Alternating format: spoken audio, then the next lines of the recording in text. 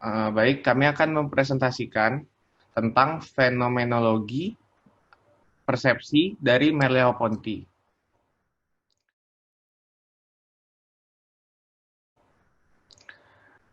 Jadi, Merleau-Ponty memiliki nama lengkap Maurice Jean-Jacques Merleau-Ponty. Ia lahir di Rochefort-sur-Mer di Provinsi Charente-Maritime pada tanggal 14 Maret 1908. Ia adalah filsuf dan intelektual publik Prancis dan pendukung akademis terkemuka dari eksistensialisme dan fenomenologi di Prancis pasca perang. Ia terkenal akan karyanya yang original dan berpengaruh pada perwujudan, persepsi, dan ontologi. Dia juga memberikan kontribusi penting pada filsafat seni, sejarah, bahasa, alam, dan politik. Merleau-Ponty menerbitkan dua teks teoritis utama selama masa hidupnya, yaitu The Structure of Behavior tahun 1942 dan Phenomenology of Perception pada tahun 1945.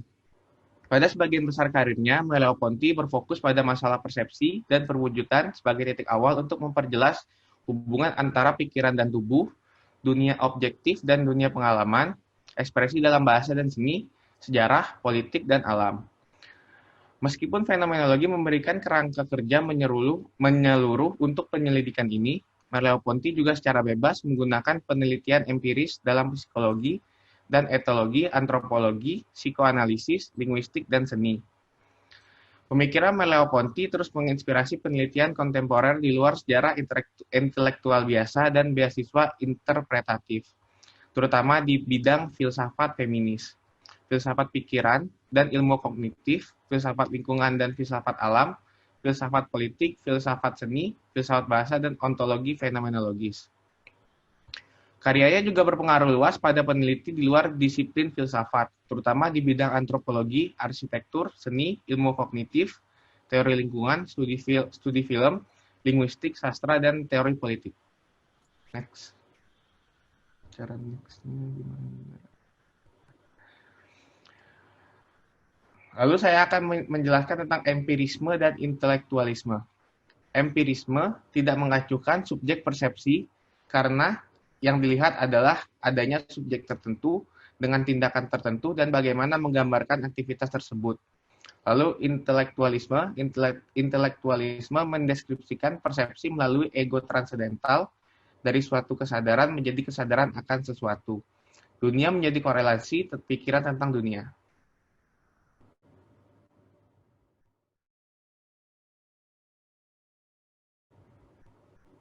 Oke, saya lanjutkan.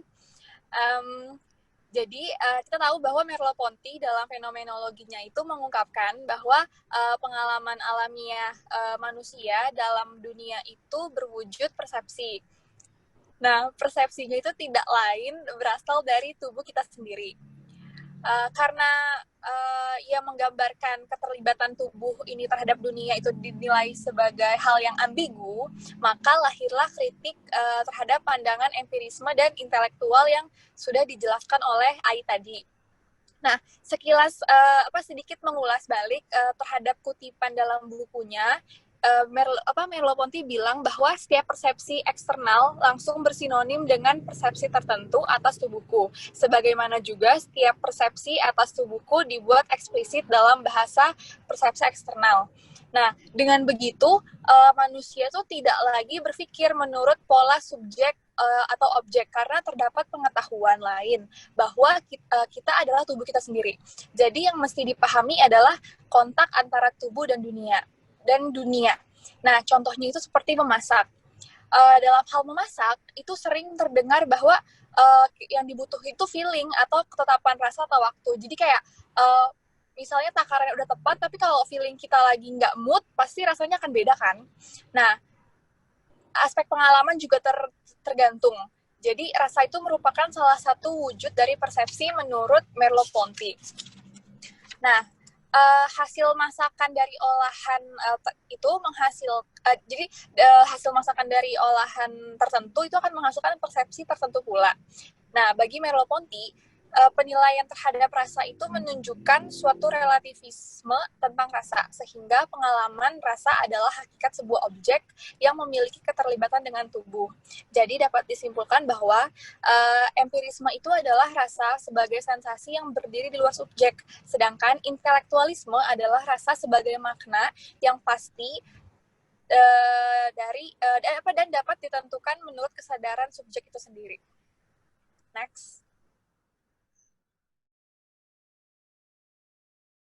Baik, seperti yang sudah dijelaskan dengan Bila tadi, bahwa ketidakpastian, bahwa kedua dari pendekatan empirisme dan juga intelektualisme dalam mencari realitas itu, menurut Merleau-Ponty itu tidak gagal membaca hasil persepsi atau dunia objektif, kembali ke pengalaman perseptual sehingga memasukkan struktur karakteristik persepsi. Menurut Merleau-Ponty itu, bahwa realitas itu juga termasuk pada ketidakpastian perkiraan. Kayak tadi yang bilang, contohnya dalam memasak, kalau misalnya kita memasak itu tentu kayak ada yang resep turun-temurun, dan pasti kayak ngira-ngira. Dalam artian kayak, dalam hal ini, Merleau-Ponty mengandaikan bahwa persepsi itu organisasi spontan, atau konfigurasi fenomena yang dirasakan itu sendiri. Dirasakan itu sendiri artinya tubuh kita. Dengan ketidakpastian dan ambiguitasnya, dan karakter dinamis dari persepsi sebagai suatu proses sejarah yang melibatkan perkembangan dan juga transformasi.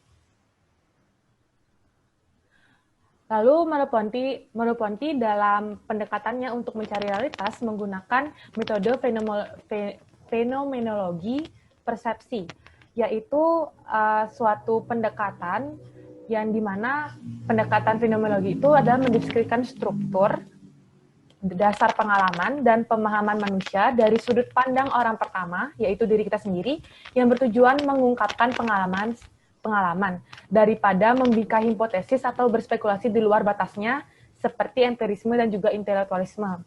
Nah, fenomenologi ini artinya kembali ke hal-hal itu sendiri, yaitu bukan objek nyata, tapi bentuk dan isi ideal dari pengalaman kita saat menjalaninya. Lalu, persepsi itu sendiri adalah dasar dari subjektivitas dan juga objektivitas pengalaman dari perasaan batin dan juga pegangan luar dunia. Jadi, persepsi itu bukanlah peristiwa mental, atau maksudnya kayak bukan peristiwa yang di dalam kesadaran kita gitu. Karena, bukan di bawah kesadaran kita, tapi melainkan memang kesadaran kita. Karena kita mengalami kondisi sensorik kita, tidak hanya sebagai kondisi pikiran, tetapi sebagai kondisi tubuh dan juga perilaku tubuh kita. Nah, Merleau-Ponty mengatakan bahwa tubuh saya adalah perspektif saya tentang dunia, dan dengan demikian merupakan semacam latar belakang kebutuhan perseptual yang dengannya kontingensi sensori motor muncul sebagai kontingen. Dengan kata-kata ini, keunggulan persepsi yang kami maksud adalah bahwa pengalaman persepsi adalah kehadiran kita pada saat hal-hal tertentu, kebenaran, nilai-nilai dibentuk untuk kita. Dan persepsi itu adalah logo yang baru lahir, bahwa ia mengajar kita, di luar semua dogmatisme, kondisi sebenarnya dari objektivitas itu sendiri. Bahwa persepsi itu memanggil kita untuk tugas-tugas pengetahuan dan juga tindakan.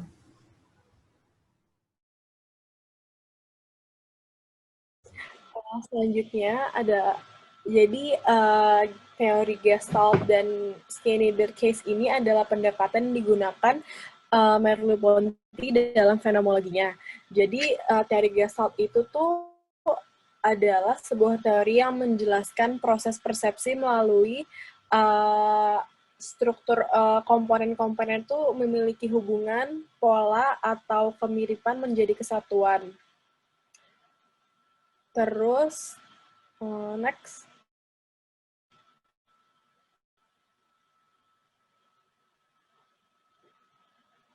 Oke. Di sini Merleau-Ponty memperkenalkan kasus terkenal yaitu Schneider yang ketergantungan pada substansi patologis. Substansi patologis itu keilmuan kedokteran Lalu, untuk kemampuan spasial normal membantu membawa hubungan khas tubuh dengan ruang lingkup untuk cahaya. Schneider tuh tidak memiliki kemampuan untuk memproyeksikan ke ruang virtual secara umum. Jadi tuh cederanya itu telah mengganggu yang memproyeksikan di sekitar kita ke masa lalu, ke masa depan kita. Lalu, Gestalt, pengalaman selalu memiliki struktur, dan struktur yang paling dalam adalah sesuatu yang tertangkap oleh pengalaman. Organisme dalam teori ini tidak lahir dari proses sebab akibat, namun merupakan hasil dari dorongan stimulus sendiri.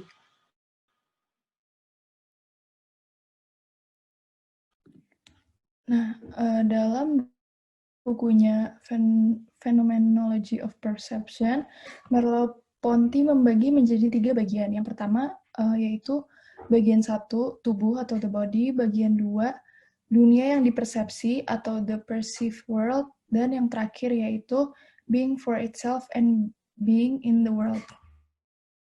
Next.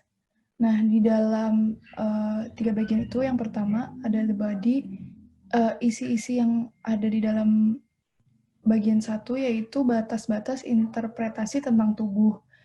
Yang kedua, sketsa pemahaman alternatif tentang tubuh. Selanjutnya ada being towards the world. Yang bagian kedua menunjukkan bagaimana kesatuan reflektif dari koeksistensi yang menjadi ciri tubuh berkorelasi dengan sintesis benda dan dunia.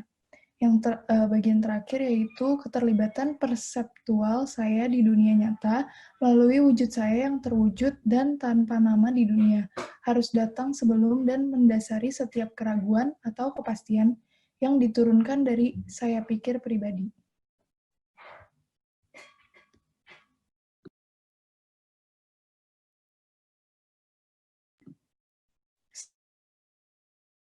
Sekian dari kelompok kami, kurang lebihnya mohon maaf, terima kasih.